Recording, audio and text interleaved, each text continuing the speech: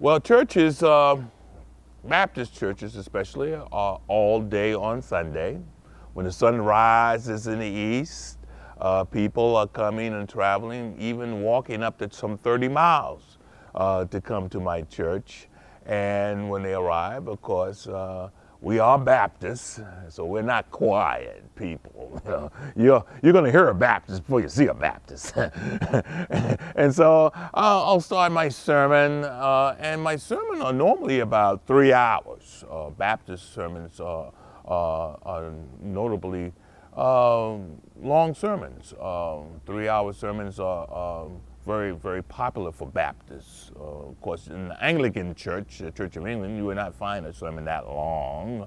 Maybe half past the hour, you might hear a sermon or two, along with the reading of the songs and maybe a reading of the Psalms. But in the Baptist sermon, of course, we're more liberated in our preaching, and so I'll start preaching, and before I know it, 3 hours have just gone right by, and people are either shouting or crying, or they're very emotional. And we think part of that emotion is a release of their, the problems they might have faced during the weekday, and they're not able to really deal with it until they come to the church and hear the sermons. And so that's why I preach. I believe the Bible is the medicine of God.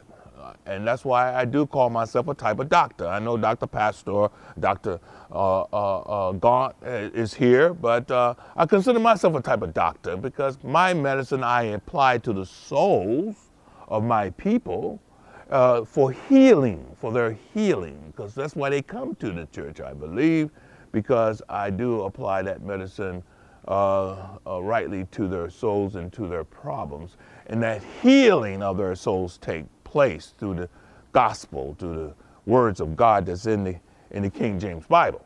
And so that's why I feel that it is something very important for people to have.